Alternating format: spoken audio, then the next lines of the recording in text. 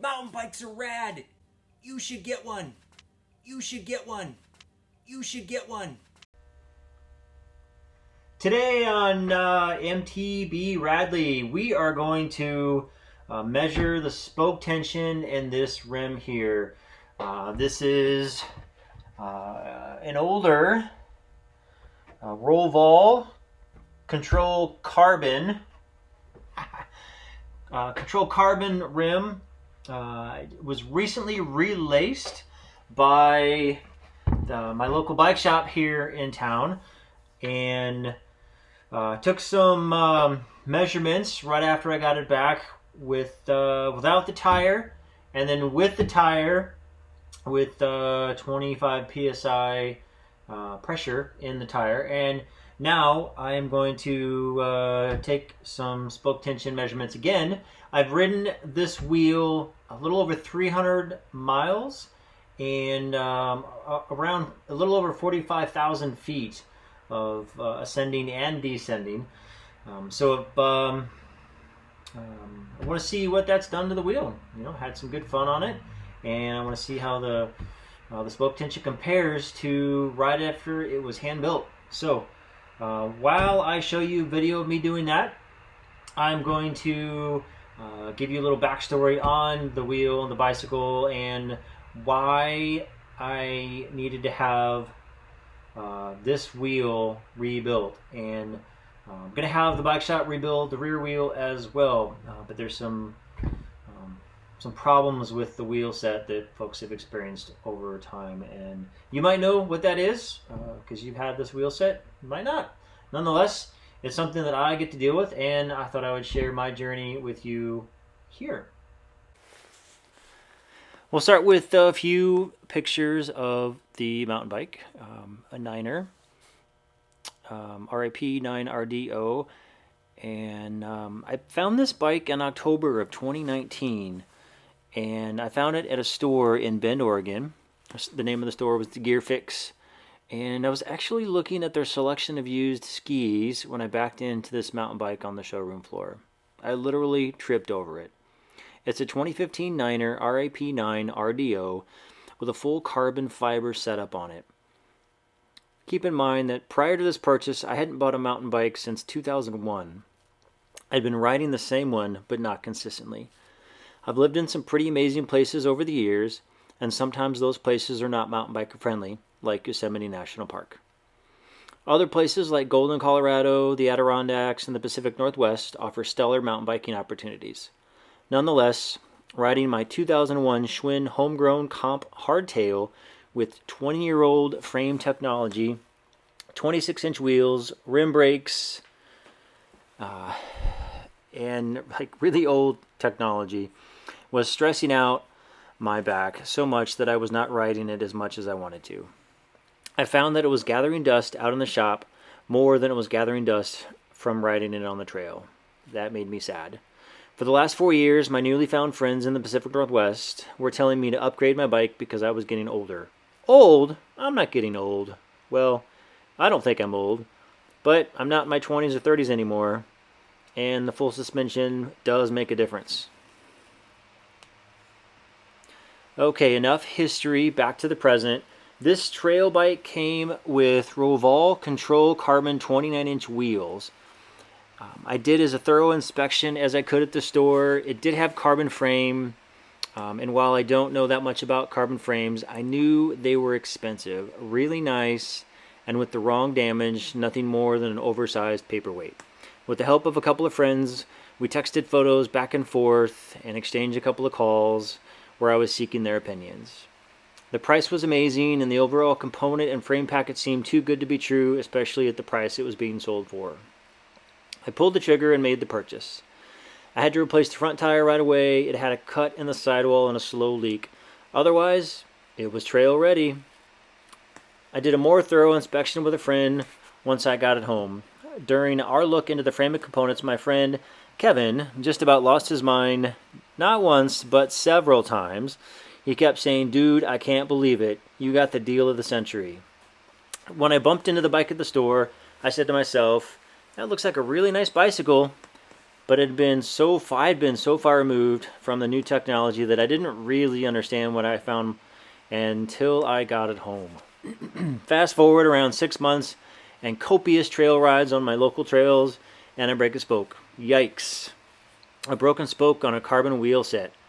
I don't even know what that means. I've replaced many spokes on my 26-inch mountain bike wheels and 700cc road bike wheels, but carbon? After a brief period of panic, I inspected the broken spoke and saw that the flange on the spoke nipple had pulled out of the carbon rim. Damn, what kind of damage is there inside the rim? Feeling seriously inadequate in the carbon wheel servicing department, I called my local bike shop, the recycle shop. They said they'd be happy to take a look at it. Turns out that the alloy used to make the spoke nibbles was and would slowly deteriorate with some of the tubeless fluid available on the market. They said they'd do a thorough inspection of the rim and let me know if there was any damage to it. I was happy to find out that there was no damage to the rim and they could relace the wheel with new spokes and spoke nipples. I was delighted to hear this. I wanted to give you a brief explanation of what I'm doing here. I'm using the Park Tool tension meter TM-1 to measure the spoke tension in each spoke. Now I'm placing the tool in the middle of the spoke. That's where I'm going to get the most accurate reading. And then I'm writing down the number the tension meter is giving me, and then I'm actually extrapolating that from a chart that you get with the tool, or you can find it on their website, to give me the actual tension in each spoke. Here's a screenshot with the web link of the Park Tool chart I mentioned.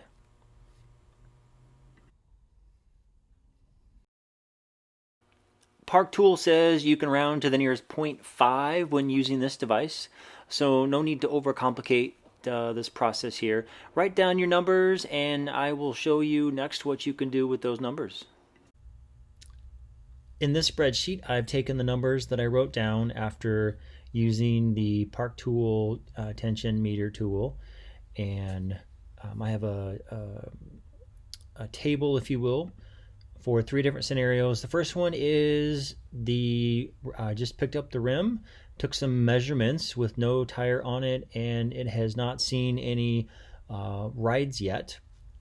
And I have this broken into spoke number, right side, left side, and the average number, and which therefore gives me the average tension on the right side of the spoke in kilogram force is 61.6. On the left hand side of the wheel is 104.47 kilogram force. I also converted to newtons and pound force.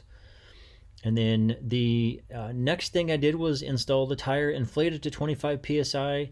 Again, the wheel had not seen any trail rides yet, and I took new measurements, and you'll see the average tension in the spokes reduced.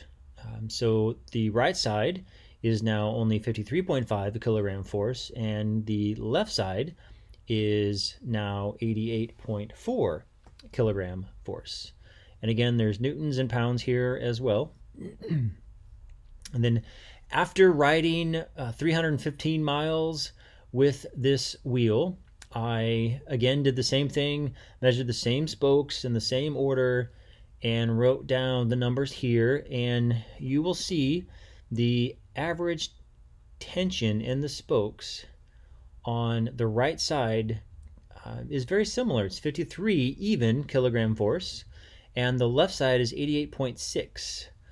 So that's very little change between the two scenarios, with the tire at 25 psi, no rides, and then tire with 25 psi and 315 miles.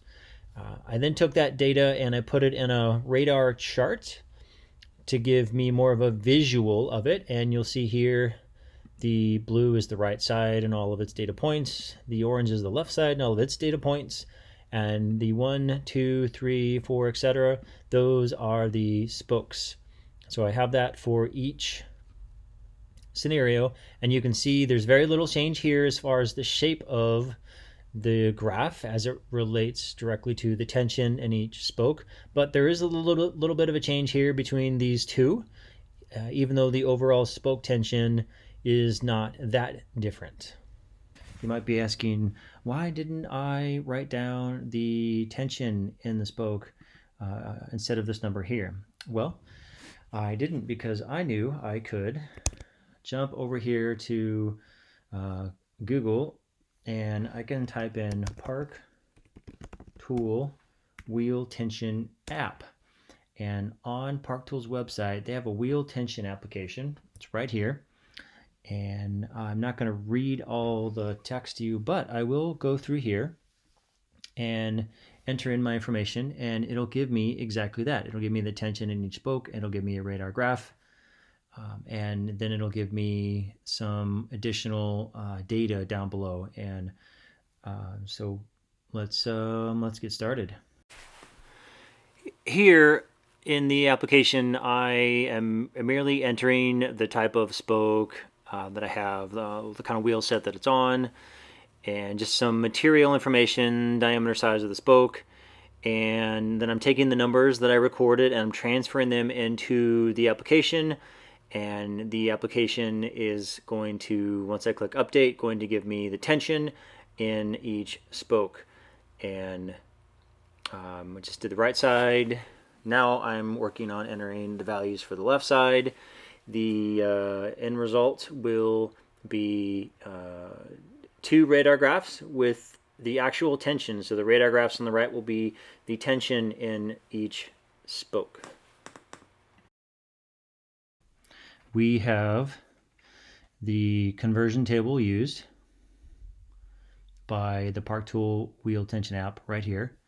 With the reading from the tension meter and then the spoke tension, and this is in kilogram force. And so this is for the wheel set after riding 315 miles. So you can see the tension is not a perfect circle. It usually isn't. Even brand new wheels that come from the manufacturer or hand-built wheels are often not perfectly round like this. But you over here on this, you can hover over and get spoke 8 has 48.02 kilogram force, and you can see that in the wheel all the way around. You can, if you want, you can turn off one and just show the other. And up here, this is a 20% variance feature. So right now, all the numbers here are within a 20% variance. And you can see the additional data down here for left side spokes, right side spokes. And it's showing the 20% upper tension limit, the 20% lower tension limit, and then the 20% limits as you read it from the tension meter. So let's change that to 15%. And we still have all green checks, which is good. It says that this wheel is within 15% limit, which is even better than 20. 20% is a good wheel. But let's go to 10%.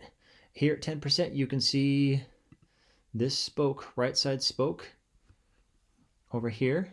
And number 6 is probably that one. Yep, number 6. And then number 8 is likely, there we go. So those two are now outside of the 10% variance. So these are tighter controls. That's what it means. Smaller variance is tighter controls. Less change in the tension of the spoke from spoke to spoke. And then if we want to look at 5%, we still have these two on this side, but now the left side spokes have 1, 2, 3, 4, 5. So 5 different spokes that are outside of the 5% variance. Now that's a really tight control and tolerances there. You may or may not want to run your wheel at those tolerances, but 20 is good. Personally, I'm happy at 10 or 15%, preferably 10. And again, if I wanted to do 10, then I have a couple of spokes on this wheel that need some adjusting. Near the bottom of this app is a place where you can enter information for your wheel set. So you can record and store the data. You can either print a copy, you can save a copy, or you can also create a link that you can access later, which is pretty slick. Saving this data will give you the history of the tension on the wheel, but it could also prove useful if you need to do future work on it. You might be asking yourself, Bradley, why in the hell do I need to know all this information? Well, let me tell you why. Keeping your spokes properly tensioned will keep your wheel running smoothly, extend the use life of your wheel set, as well as speak to the strength of your wheels. Regardless of whether you ride an inexpensive or expensive wheel set, nobody likes to have to spend money replacing damaged wheels, unless you're looking to upgrade. Riding your wheel set with improper tension in your spokes leaves your wheel weak and susceptible to trail damage. So don't put yourself in a situation where you've neglected your wheels and you find yourself stranded with a long walk back to your car, because frankly, that would suck.